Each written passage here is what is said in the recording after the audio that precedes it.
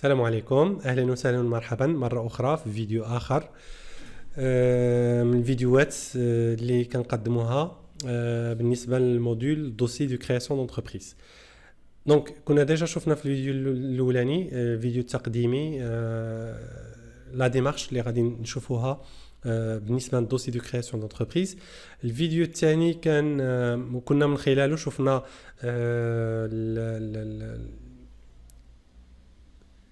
la validation du profil entrepreneurial. Donc, في هذا الفيديو هذا الثالث غادي ندوزو لا ديمارش دو لا فاليداسيون دو ليدي. دونك غادي تلقاو طبعا في لا ديسكريبسيون ريزومي ديال هاد لا بارتي، وبالنسبه للناس اللي كيتابعونا لاول مره دونك غادي يلقاو كذلك في لا ديسكريبسيون الفيديوهات اللي ديجا تقدمت، دونك الفيديو الاول والفيديو الثاني. الوغ دونك طبعا كما جرت العاده في هذا الفيديو غادي نحاولوا نجاوبوا على ثلاثه ديال الاسئله. طبعا هذه الاسئله ممكن تكون يعني ممكن تلقاوها في الامتحان ديال دوسي دو كرياسيون دونتربريز. دونك السؤال الاولاني quelles sont les sources d'identification des opportunités. السؤال الثاني quelle démarche à suivre pour valider son idée de projet. والسؤال الثالث quels outils à utiliser pour structurer son idée de projet. دونك غادي نحاولوا نجاوبوا من خلال هذا الفيديو على هاد ثلاثه ديال الاسئله. الوغ السؤال الاولاني بالنسبه لليدونتيفيكاسيون دي زوبورتونيتي، السؤال اللي كيتطرح هو منين زعما ممكن اننا نلقاو افكار ديال المشاريع ولا تبان اون اوبورتونيتي دان بروجي. دونك en fait il y a plusieurs sources. Donc il n'y a pas une seule source, donc il y a plusieurs sources, ça dépend. باغ اكزومبل تقدر يكون لو ميليو بروفيسيونيل، يعني الناس اللي هما ديجا كيشتغلوا في شركات ولا في القطاع العام ومن داك المجال اللي هما كيشتغلوا فيه كيبان ان بوزوان ديال ان بروجي وما كاينش شي واحد اللي يقدر انه يلبي داك الحاجه. دونك هنا كتبدا تجينا الفكره علاش ما نديروش هاد الحاجه هذه ولا علاش ما نشتغلوش على ان تال بروجي. كاين باغ اكزومبل لو كوتيديان، la rencontre avec les amis, la famille, etc.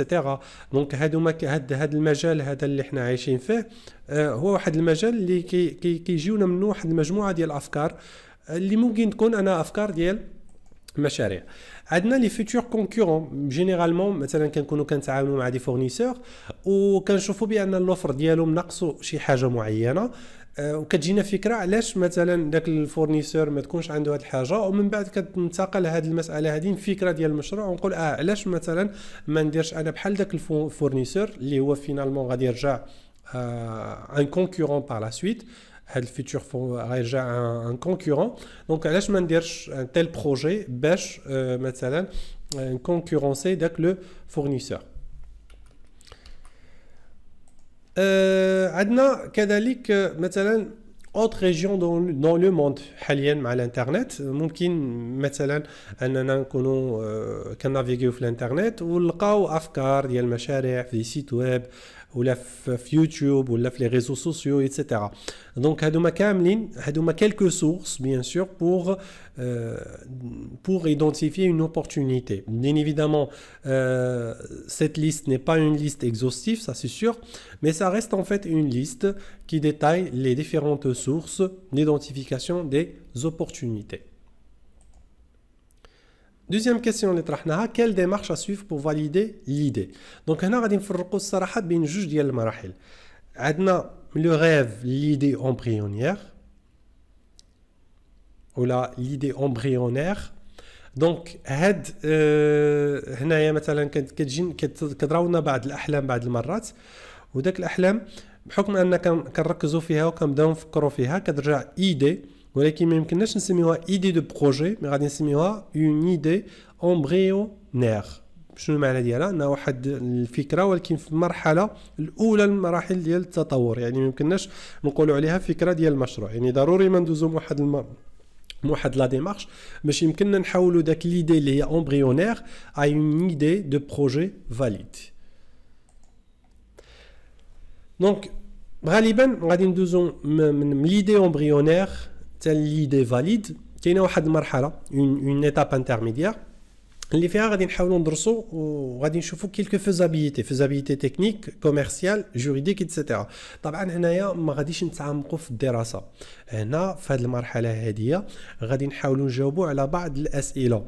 مثلا غادي نشوفوا الفيزابيليتي كوميرسيال، واش هذه الفكره هذه ممكن يكون عندها لي كليون في المحيط ديالنا ولا ما كاينش. فيزابيليتي جوريديك، واش كاينين شي يعني شي قوانين اللي ممكن انها دمناها حاليا هذه الفكره هذه باش اننا يمكن نشتغلوا بها. جو دون ان اكزامبل، باغ اكزومبل غادي ندير واحد السيت ويب ديال اي كوميرس.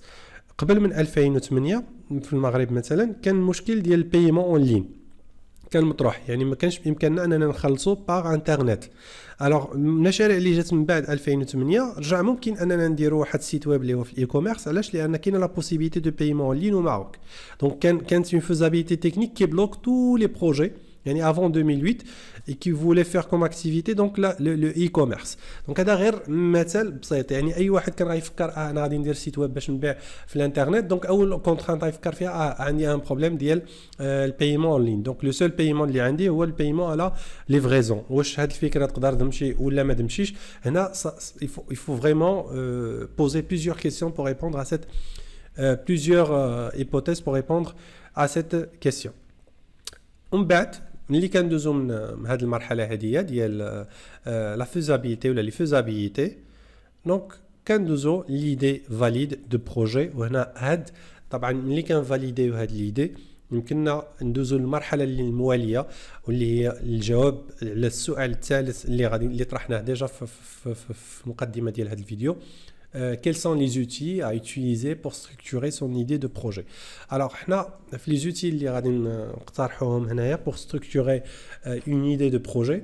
Donc غادي ناخذوا le Canva de H. Moria. هذا الكانفا هذا كيسمح لنا وكيعاوننا باش اننا ننظموا الفكره ديالنا، ما بقاش غير فكره يعني غير حبيسه الدماغ ديالنا، وغادي نخرجوا داك الفكره من الدماغ ديالنا وغادي نرجعوها ونكتبوها فوق الورق ولا مثلا في اكسل ولا في الوورد ايتترا. دونك هاد الكانفا ولا هاد لو موديل ديال اش موريا كيعاوننا باش اننا ننظموا الافكار ديالنا. اول حاجه كاين في هذا الموديل بروبليم، يعني اول حاجه اول سؤال غادي نجاوبوا عليه شنو هو المشكل اللي مطروح واللي جعلنا اننا نفكروا في هذه الفكره هذه. بروميير دي شوز يعني شنو هما المشاكل لي بروبليم. دوزيامون لا سوليوشن، دونك هذه الفكره هذه واش غتجيب واحد الحل لهاد المشاكل اللي كانوا عندنا مطروحين في هذه المرحله هذه ديال لي بروبليم. دونك واش هذا الحل غادي يجاوب على هذه المشاكل ولا ما غاديش يجاوب على هذه المشاكل. النقطه الثانيه اللي كنحاولوا اننا نجاوبوا عليها لي زانديكاتور كلي دو بيرفورمانس. شنو هما لي زانديكاتور اللي ممكن اننا ننزلوهم باش نحكموا على هذه الفكره هذه بانها فكره ناجحه ولا لا؟ طبعا غادي نشوفوا واحد ليكزامبل اللي فيه غادي نوضحوا هذه المسائل هذه كامله. من بعد غادي ندرسوا غادي نقولوا شنو هما كيلي لا ستركتور دو كو، شنو هي البنيه ديال التكلفه ولا شنو هما التكاليف اللي ممكن تكون مرتبطه بهذه الفكره هذه. من بعد كتجي لوريجيناليتي دو لا بروبوزيسيون، شنو هاد الحاجه اللي كتميزنا بارابور لي زوتر زيدي كي اكزيست سور لو مارشي. داكوغ، دونك كنحاولوا نجاوبوا على هاد النقطه هذه. من بعد افونتاج كومبيتيتيف، شنو هما المسائل اللي حنا عندنا او لا انا كشخص كحامل للمشروع شنو هما المسائل اللي عندي ولا كنملكهم كتجارب ولا كخبرات اللي غادي تسمح لي ان يكون عندي واحد لافونتاج كومبيتيتيف بارابور او زوتر كونكورون. فينالمون مع من نقدر نخدم لي سيغمون دو كليون، مع من شنو هما لي كليون اللي ممكن انني نشتغل معاهم، وشنو هما القنوات لي كانوا اللي ممكن نوصل لهاد لي كليون. اي فينالمون لي سورس دو ريفوني، يعني هاد المشروع ولا هاد الفكره كيفاش ممكن انها تجينيري تخلق واحد مورد اللي هو مالي. طبعا هاد الكانفا هذا ديال اشموريا كيسمح لنا باش اننا كيسمح لنا باش اننا ننظموا الفكره ديالنا ديال المشروع وكنخرجوا غير من فكره اللي هي غير مرتبه لواحد الفكره اللي هي بريزونطابل مرتبه ويمكننا تسمح ننطلقوا منها باش نكملوا المراحل المواليه ديالنا في المشروع. Donc غادي نشوف واحد l'exemple. هنا l'exemple ديال Alimbox pour enfants. C'est un exemple imaginaire. واحد المثال يعني مثال اللي هو غير متخيل غير واقعي. مثلا عندنا المشكل شنو هو؟ Les parents n'arrivent pas à suivre l'alimentation de leurs enfants à l'école. يعني عندنا الآباء ما كيقدروش أنهم يعرفوا واش الأطفال ديالهم اللي في لاكريش ولا في التعليم الأولي واش كي غاديين في l'alimentation، يعني واش كياكلوا مزيان ولا ما كياكلوش مزيان. La solution أننا نديروا واحد البوكس alimentaire d'alimentation intelligente. يعني غادي نديروا بحال واحد البواطه اللي فيها غادي الاباء غادي ينزلوا الاكل للاطفال ديالهم، وبتاتخ داك البواطه يكونوا فيها واحد المجموعه ديال لي ديتيكتور اللي غادي يسمحوا لنا بان داك الابن ولا الابنه شنو كلات وشحال الوزن الاكل اللي كلاتو، وكيعطي فكره للاباء ان هذا الابن شحال يعني التغذيه كي مشات التغذيه ديالو. لي زانديكاتور كلي دو بيرفورمانس غادي ناخذوا كونتيتي فوندو تو سامبلومون، يعني انا باش نحكم على المشروع ولا الفكره واش تمشات ولا ما تمشاتش، شحال الكميه ديال المبيعات اللي غادي نبيعها. لا ستركتور ديكو عندنا الفابريكاسيون دو لا بواط، خلاص لا كونسيبسيون لا لوجيستيك لا بوبليسيتي لي ريسورس هيومان اللي غادي يخدموا معايا في البروجي دونك ايتترا. دونك عندنا واحد المجموعه ديال يعني ديال لي كو اللي غادي يكونوا داخلين في البروجي. لوريجيناليتي سي اون ايدي نوفاتريس ما كايناش.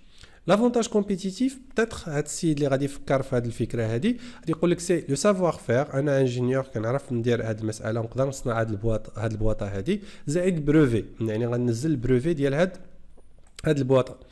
لي سيغمون ديال لي كليون اللي ممكن نشتغلوا معاهم غادي نقولوا الاباء بين 28 عام و 40 عام، كلاس سوسيو بروفيسيونيل ا ولا بي، يعني الناس اللي عندهم اباء اللي عندهم بين 28 عام و 40 عام ويكونوا مثلا من الفئه الميسوره في المدينه ولا في الدوله اللي انا غادي نشتغل فيها.